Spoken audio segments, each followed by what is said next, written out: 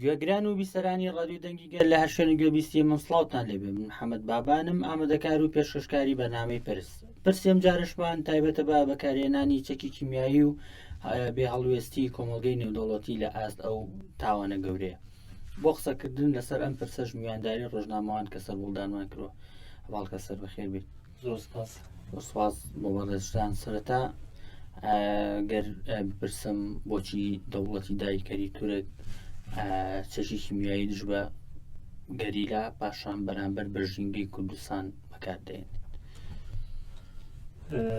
سپاسیاواتمش بۆ بەرنامە. دیارم دەستپێتی بەرە خۆ بدەن دیرۆکە کوردستانê کۆژە ساڵم 1930 حتا ڕۆژەمەیە و قەتلامن کۆ لە بەرامبەری گەلی کورد هاتنەکردن چ ژالی دەولەتی تورکیە و چ ژالی دەولەتن دن و دەولەت مەسەلە بۆ نمونە بژن ژالی ئێرانە و ژالی عەرەبە بن. ئەم بژن ji salê 1930 heta rojnameya Êroko ji geliyê Zîlan, ji qetlama Dêrsimê, ji Helepçe em dest pê bikin her tim li beramberî gelê Kurd çekên kîmyayî, çekên qedexekirî ku hiç divê neyên bikaranin, hatine bikaranin. Mirov dikare bêje ev çekên kîmyawî li hember gêrileyên Azadiya Kurdistanê di salên 1990 de dest pêkiriye. Yani ev nêzî 34 sale ev çek li beramberî gêrileyên Azadiya Kurdistanê tên bikaranin. Bikaranin van çekan jî mirov dikare bêje kengî dewleta Tirkiye dagirker li Kurdistanê li hember li beramberî gêrileyên Azadiya Kurdistanê derbên giran xwaribin bê çare mabin. Wê demê serî li rêyên ku dij mirovan e, rêyên ku mirov dikare bêje li cîhanê hemû neyasayî serî li van rêya dane û çekên kîmyawî li beramberî gêrileyên Azadiya Kurdistanê bikaranîne. Yani ew berxwedana ku gêrila li beramberî dewleta Tirkiye dagirker nîşadeye ev dihêle ku serî li van rêyan bide û çekên qedexekirî li beramberî gêrila bikarbînin. بەڵێ کەواتە بەکارهێنانی چەکی کیمیایی بێچارەمانەوەی دەوڵەتی دایکەری تورکە لە بەرامبەر هێزەکانی گەریلادا. گەر بپرسین سەرڕای بەکارهێنانی چەکی کیمیایی ئەگەر بۆ مێژوویەک بگەڕینەوە باز لەو ڕێکەوتنانە بکەین کە باز لە قەدەغەکردنی چەکی کیمیاییەکەن بۆ نمونە ئەو وڵاتانەی کە خۆیان هاوکارن لە پێدانی چەکی کیمیایی بە تورکیا هەر خۆیان بوون کۆمەڵێک یاسا و بەیماننامەیان دەرکرد بۆ قەدەغەکردنی چەکی کیمیایی. دوجار ئەو پرسەش دینە سەری بەس گەر بپرسم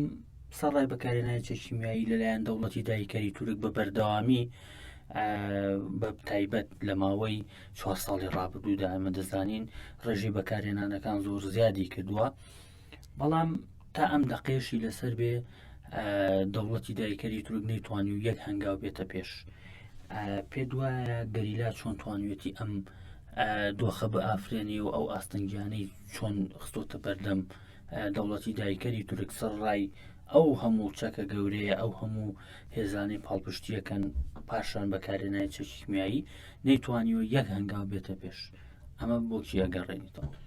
نها گەرم باسی بەرخۆدانا گێرلایەن ئازادیە کوردستانê bikin. Yani mirov dibîne ku li çiyayên Kurdistanê ji derbê gêrileyên Azadiya Kurdistanê tu hêzek nikare di wan çiyan biceve û nikare li beramberî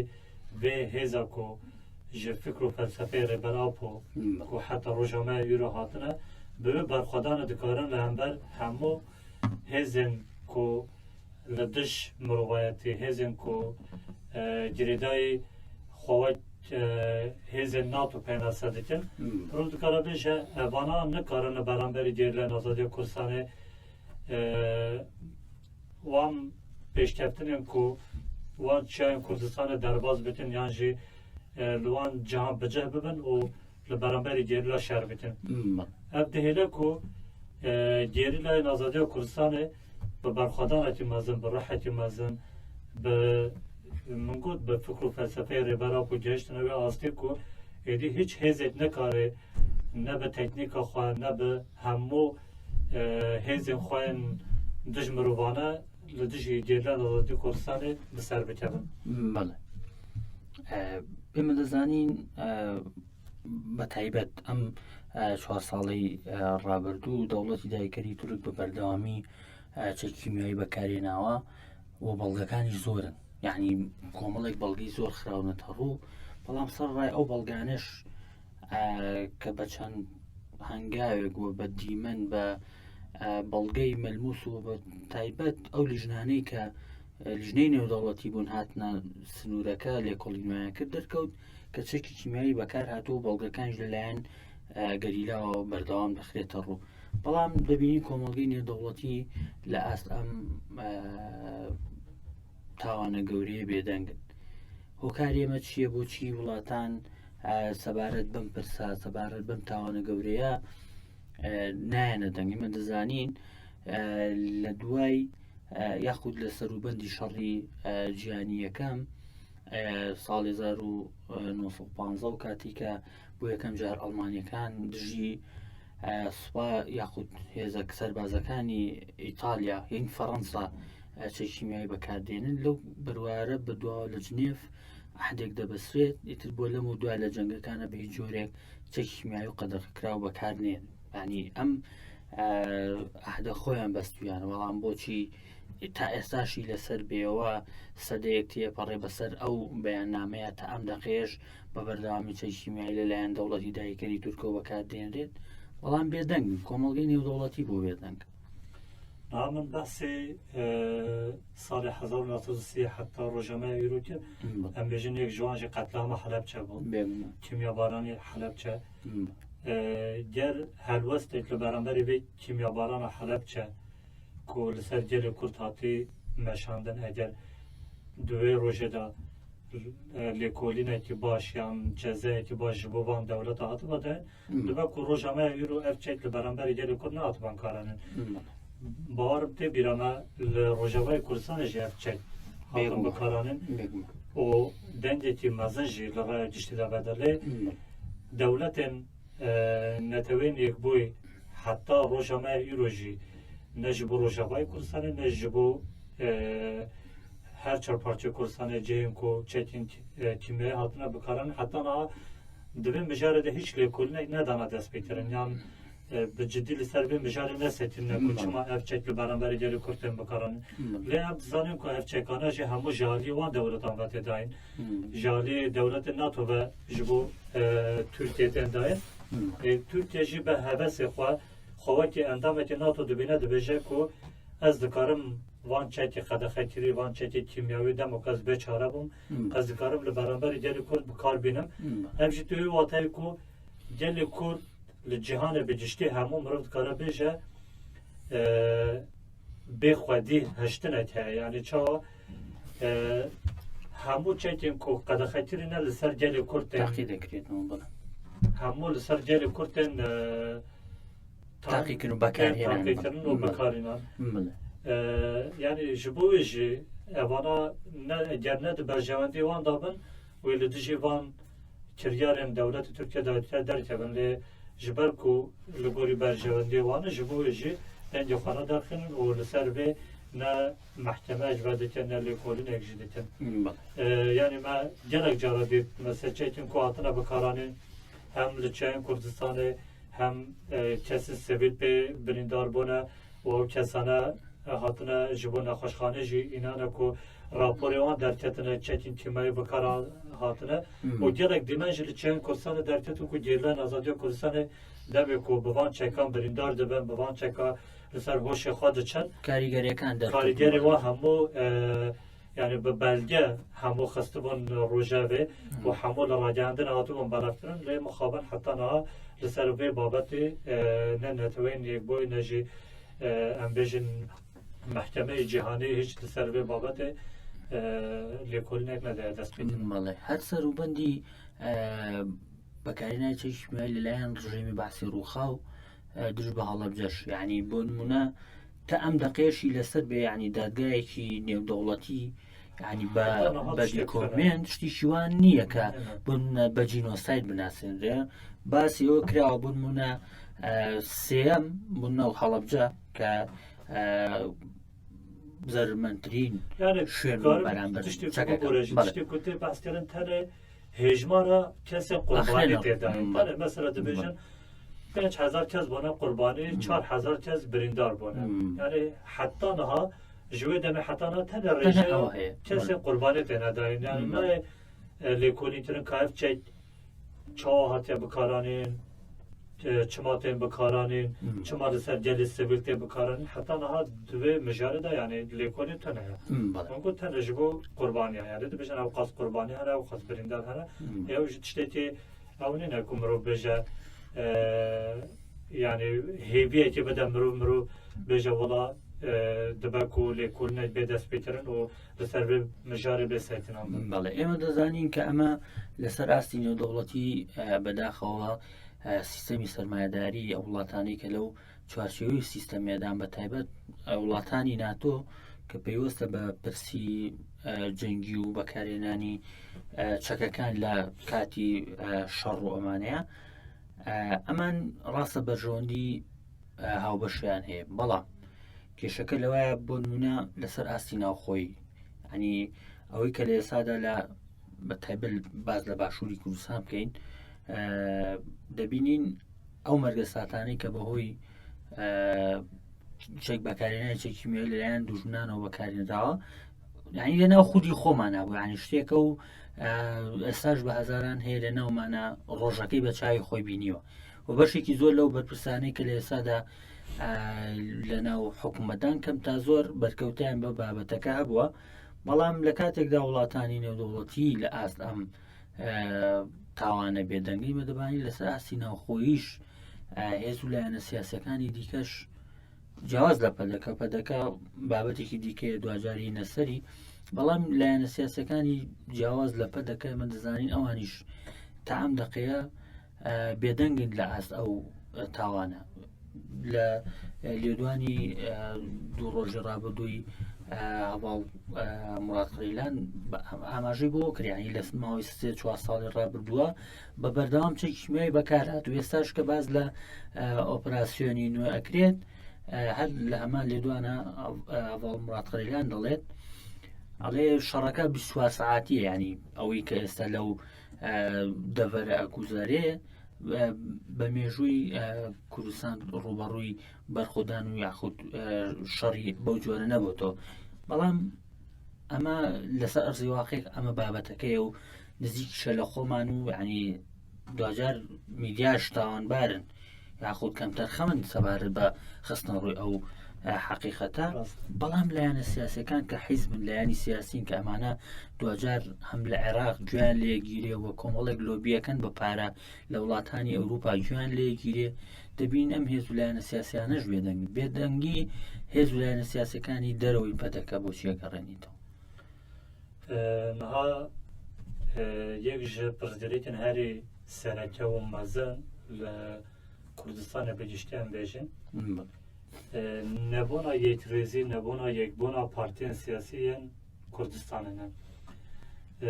ev jî dihêle ku her partiyek li ser berjewendiyê binemarê yan ji li ser berjewendiyê partiya xwe tenê xizmetê ji bo partiya xwe yan ji binemalay xwe bike ev jî tê çi wateyê wê demê li Kurdistanê mirov dikare bêje yani hebûna van partiyan ne di berjewendiyê gelê Kurd de ye ji bo wê jî ev êrişên ku êrişên dagirkeriyên li ser başûrê Kurdistanê yan li ser her çar parçeyên Kurdistanê dihêle ku rê dihêle ku zemînê van êrişan bide dest pêkirin û yani bi taybet em bêjin germ em behsî mêjûya pedekê bikin yani bi derketina pedekê heta rojameya îro hiç partiyekî siyasî ku li Kurdistanê em bêjin xizmet ji bo gelê Kurd kiribe nemaye ku pedekê hêrişî wê yani li gel dewletekî hêrişî wê partiya siyasî nekiriye çi li gel Îranê be çi li gel Türkiye be yani de hema demê de li gel Iraqê jî em bêjin ku digotin her tim em li beraberê Iraqê şer dikin لی بسادا وینا و دیمان هنه کو بسادام را رونشتنا بسادام را لعب هاتنا اف حتی روشامه یروش بردام هم دبینیم کو ایرشن کو لسر کردستان هنه ده همان دمه دا لگل وان دایدرکریم کو ایرشی کردستان دیتن وینا وان در دیتن هب دیتن وان تینکرن یعنی با کتاسی از کارم بیجم اگر ام بحثی پدکی بکن لکردستان مرون دکاره پدکی و سپیناسه بکن بیجن دبیجم پدکی پارتی دموکراتی کردستان لی از دبیجم او نه پارتی نه دموکراتن نه جی کردستانی نه یعنی با کرداسی نه به من گرک مرون و سپیناسه بکن نه پارتی نه دموکراتن نه جی کردستانی نه جبر که آوانا تنه وکو ام بیجم باشور کردستان بتایبت ام دست بدینن باشور کردستان وقت کمپانیایی که جو خراد از گرتنه یعنی دوی کمپانیایی دا ایش دکن یعنی وکو شرکت که ایش دکن لی خودی وی شرکت اون لی جالی هنه دولت آواتین بره و برن او جی بتایبتی هم بیجن ایران و ترکیه بله اما بس لخودی بکارینانی چککا وەکو ئەو ئەحدی باسم کرد بە هەموو پێوەرێکی مرۆڤایەتی و هەموو پێوەرێک کە یاسای جەنگی پێڵێت بەکارهێنان ئەم جۆرە چەکانە قەدەغەکراون لەگەڵ ئەوەشدا تورکیا ینی ئەم دەوڵەتی دایکەری تورک لە ئێستادا هیچ پێناسەیەک هەڵناگرێ جیاواز لە فاشیستێکی قڕکار بەڵام ئێمە لەگەڵ ئەوەشدا دەزانین وەکو باست کرد پەدەکە بەداخەوەی فاکتەرێکی سەرەکیە لە هاوکاریکردنی دەوڵەتی دایکەری تورک کە بۆ نەبەکارهێنانی چەکی کیمیایی بیەوێت زیان بە گەریلا بگەێنێ. ئێمە دەزانین لە ماوەی ڕابردوودا ڕێژێکی بەرچاو لەو ماسکانەی کە هاتن بۆ گەریلا کە پارێزگاری خۆیانی لێ بکەن لە بەرامبەر بەکارهێنانی ئەو چەکانە پەدەکە ڕێگری کرد. پێدوانی ئەم ڕێگریە تەواو هاوکاتی ئەو تاوانەیە کە تورکیا ئەنجامی دەدات هیچ فەرقێکی لە بینی ئەم کاری پەدەکە و بەکارهێنانی خودی چەکەکە لەلایەن دەوڵەتی تورکەوە. یعنی وەختی مرۆڤ دەبێژە پەدەکە یعنی بڕاستیژی ئیخانەت هەفکاری دژمناتیە گەلی کورد تێ بیرا مرۆڤ یعنی تشتێن ku وەختی مرۆڤ نابێ پەدەکە دەبێژە ئەف تێن بیرا مرۆڤ ji ber ku binamaya wan avabûna wan li ser bingehê îxanetê hatiye avakirin yani mirov dikare wê bêje ji ber ku heya niha min destpêkê da jî got heta roja me îro ku em bêjin ji bo berjewendiyê gelê Kurd ne tenê parçeyekê her çar parçeyê Kurdistanê jî heta niha yek gavekê ku ji alî pedekê ve hatibe havetin yani me nedîtiye yani ne derketiye ku gel pê keyfxweş bibe gel pê bihêvî bibe ku bêje پدکه هلوستک نشان دایا لبرانبر دشمن کو ev jî dihêle em hêdî bigêjin azadiya xwe yan jî bigêjin xweseriya xwe. Pedeke her tim te jî pênasey tir te got li gel dujmin ji bo bikarandina çekên qedexekirî beriya demekê ew alîkariyên ku ji bo gerîla çobin hemû desteser girtin ev tenê ji bo xwe li ber dilê dijminê xwe şirînkirine yani tenê ji bo bikare bêje işte vaya heme ez hevkariya te dikim li dijî wan partiyên ku tu şerê wan dikî ez jî tiştê ku ji destê min te ez dikim ji xwe diyar dibe yani li ser rûyê erdê çi dalî istihbaratî dibe çi dalî askerî dibe çi dalî lojîstîkî dibe pedeke bi hemû hêza xwe yani vekîlê aşkera dibêje ez li gel dewletê Tirkiye me yani pêwîst nake mirov bêje pedeke li gel dewletê Tirkiye yani diyar e hemû tiş berçav e ew alîkariyên ku diçin ji bo gerîlayên azadiya Kurdistanê yani bi aşkera li ser raya giştî pedekê diyar kir ku ev işte ew alîkariye ku ji bo gerîlayên azadiya Kurdistanê diçin min desteser kirine yani vekîlî ji Tirkiyeyê dibêje ha ez hem ez ji bo her tiştê amade me tu çi ji min bixwazî ez di xizmeta te dime. بەڵێ باسی ئەوت کرد کە بۆنە لە ماوەی ڕابردوودا جیاواز لە گەریلا بەشێکی زۆری هاوڵاتیانی کە لەو سنوورانە ڕوبەڕووی یاخود بەرکەوتەی ئەو چەکە کیمیاییانە بوون بوونە پەدەکە لە نەخۆشخانەکان بۆنە راپۆرتی پزیشکی ئەگۆڕین لەگەڵ ئەوەشدا ڕێگری لەو لیژنانە کرد کە لێکۆڵینەوە لە ئەو جۆرە چەکانە بکەن پێ دوانە هاوکات لەلایەک ڕاستە باشترە هەفکارێ لەلایەک گەریلا زیادمەندە لەلایەکیش هاوڵاتی مەدەنی لە دوای ئەوەش بوونە بەپێی تەواوی ئەو بەڵگە نەیکە بڵاوکراونە تۆ ڕاپۆرتە نێودەوڵەتیەکان یاخود لە ئەوەی کە لەبارەی مەترسیەکانی چەکیشمایی لەسەر ژینگە بە تایبەت ئەو مەترسیانەی کە لەسەر ژینگە دروستی دەکات بۆ سەدان ساڵ ئاسەوارەکەی هەر دەمێنێت پێدوانە قڕکردنی ژینگە لەلایەک قڕکردنی بۆ هاوڵاتیانی مەدەنی و چۆڵکردنی گوندەکان ئەمە چ بەرپرسیارەتیەکە خاتە سەر پەدەکە لە ماوەی ڕابردووە من دەزانی لە تەواوی ئەم هەنگاوانەیە پەدەکە هاوکار بوو لە ئێستاشدا کە شەڕ لە هەرێمەکانی پاراشمەتیا بەڵام دوجار مێژوو ڕەحم بە هیچ کەس ناکە پێدوانی ئەمە دوجار کاریگەری یاخود پەڵەیەکی دیکەی ڕەش لە مێژووی خەباتی پەدەکەیان دروست دەکات من دەستپێکی داژگوت هاتنە دەولەتی تورکیە داگیرکار ji بۆ باشووری کوردستانê ev siyaseteke qirtkirin û dagirkirin heye yani dewletê Tirkiye li başûrê Kurdistanê dike bi taybetî ew sînorên ku heta niha bicih bûne heta niha qeraporên xwe çêtine yan navendên xwe çêtine ew gundên ku li wê herêmê hene hemû ji aliyê pedekê yani bi zorî pedekê ne ku rastî êrişên dewleta Tirkiye dagirkar tên lê di heman demê de zextên pedekî jî li ser wan herêman hene ku ew gund bên valakirin ji bo ku dewleta Tirkiye dagirkar bi rihetî bikare li wan herêman li beraberî gerilan Azadiya Kurdistanê çekên kimyawî bikarbîne yani bikare li wê herêmê karasatên wisa durust bike ku insan hiç texmîn bile neke yani ji bo wê jî me destpêkê jî got li wê herêmê gelek çekên kimyayî hatine bikaranîn ku gelek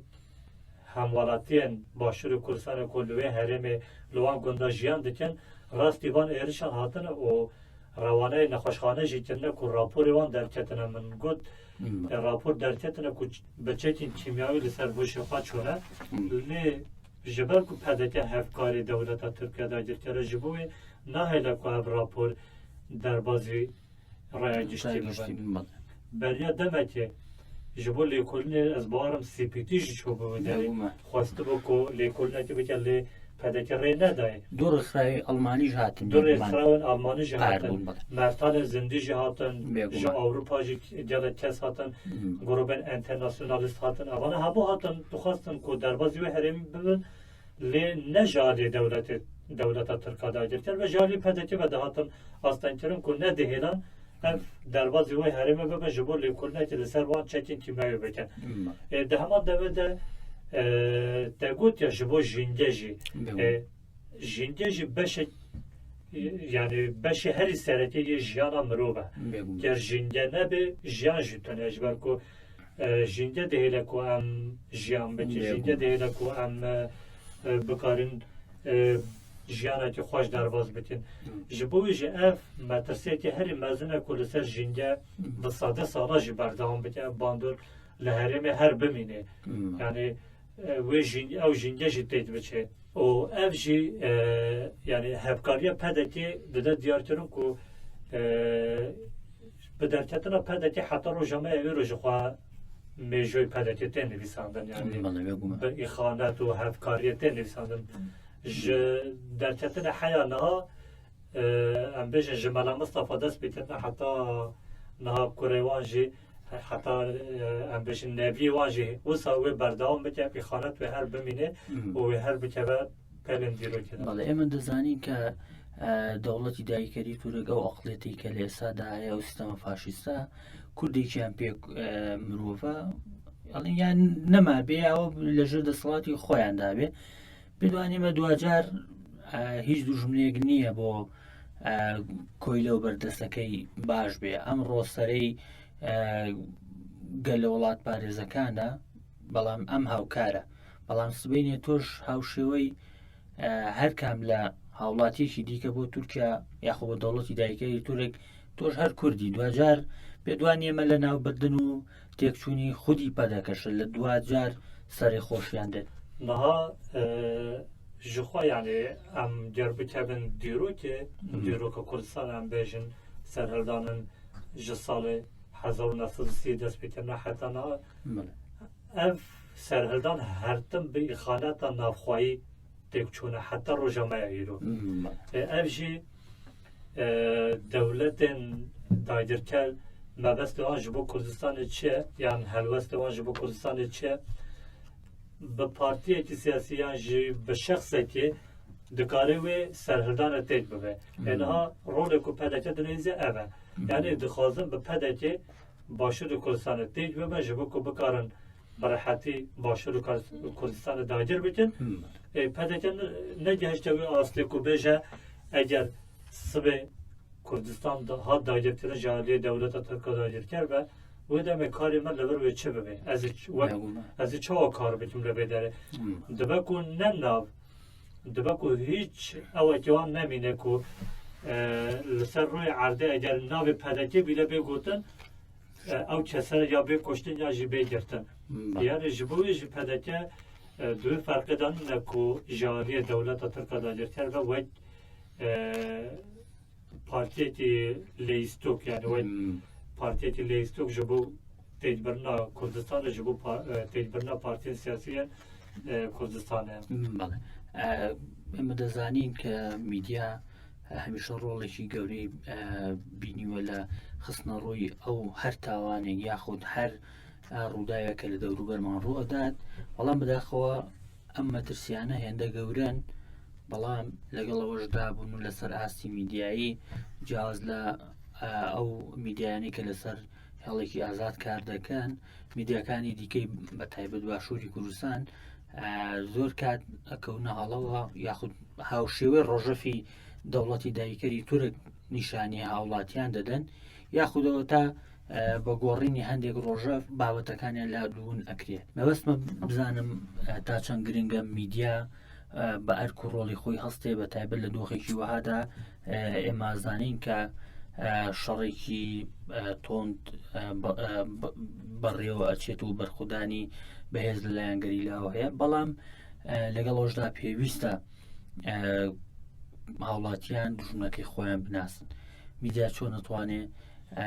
حقیقەتی ئەم ڕووداوانە حقیقەتی ئەو تاوانکاریانەی دەوڵەتی دایکەری تورک و پاشان خیانەتی پەدەکە بگەێنن بە هاوڵاتیان تاکو و بزان ئەو لە دەوروبەریان ڕوئەدات چییە نها ئەگەر ئەم باسی بە تایبەت ڕۆڵی میدیا بکەن یانژە بە تایبەت لە باشووری کوردستان ئەم بێژێن میدیا ئەگەر سەربەخوا بێ یان گرێدای هیچ پارتیەکی سیاسی نەبێ وە دەمێ میدیا دکارێ ڕۆڵی خوا بلێزێت لە باشووری کوردستان ئەم دەبینین ku azadiya rojnamevanan dijêr desthilata partiyên siyasî de ye ev jî dihêle ku tirsekî ji aliyê wan ve bê çêkirin ku nehêle rojnamevanên azad bikarin dengê xwe ji bo gel ragihînin bikarin agahiyên ku hene bi gel bidin ragihandin ev jî dihêle ku rolê mîdya li başûrê Kurdistanê li hember van êrişên dewleta Tirkiye dagirker em bêjin li hember zextên Iraqê li ser başûrê Kurdistanê zextên Îranê li ser başûrê Kurdistanê mîdyayê başûr negihiştiye û asta ku rolekî baş li nav komaliya da bilezîtin ji ber ku her tim di xizmeta partiyên xwe partiyên siyasî de maye ji bo jî rolê wan her tim di asta herî kêm de maye yani nehêleye ku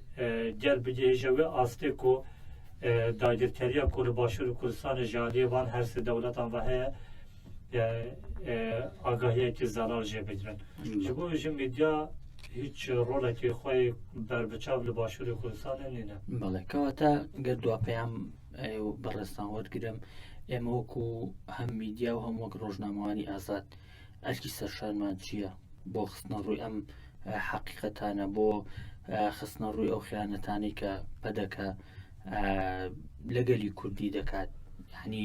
وەکو میدیای ئازاد و ڕۆژنامەوە چه ئەرکێک لەسەر شانمانە دواپایان بەڕستان فەر وەکو ڕۆژنامەوانم بێژن وەکو مێدیای ئازاد ڕۆڵێک و دکاتە سەربەلێمە ئەم دکارێن نەکو خۆ بە پارتیەکی سیاسیدا گرێ بدەین ئەم دکارێ